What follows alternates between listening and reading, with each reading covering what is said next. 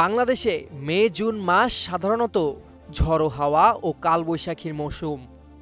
এই সময় কয়েক দফায় বয়ে যেতে পারে তাপপ্রবাহ, যার মধ্যে একাধিক দফা তীব্র হাওয়ার আশঙ্কা রয়েছে। পাশাপাশি কালবৈশাখী ঝড়ও আঘাত হানতে পারে একাধিকবার। কেসারেন শেকড় থেকে শিখরে। আবহাওয়া অধিদপ্তরের মাসিক পূর্বাভাস অনুযায়ী দেশের বিভিন্ন অঞ্চলে রয়েছে ঝড় বৃষ্টি এবং বজ্রসহ বৃষ্টিপাতের সম্ভাবনা। দেশের অভ্যন্তরীণ নদী বন্দরগুলোর জন্য জারি করা পূর্বাভাসে বলা হয়েছে ১১টি জেলার উপর দিয়ে ঘন্টায় ৬০ কিলোমিটার বেগে ঝড়ো হাওয়া বয়ে যেতে পারে।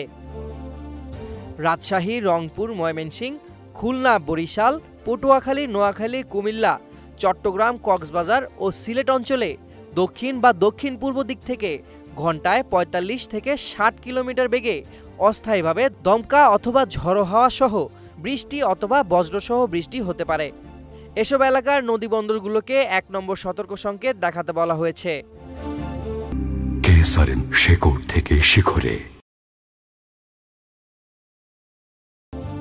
রাতের মধ্যে ময়মনসিংহ, চট্টগ্রাম ও সিলেট বিভাগের অনেক জায়গায় এবং রাজশাহী, রংপুর, ঢাকা, খুলনা ও বরিশাল বিভাগের কিছু কিছু জায়গায় বিদ্যুৎ চমকানো সহ হালকা থেকে মাঝারি ধরনের বৃষ্টি অথবা বজ্রসহ বৃষ্টি হতে পারে।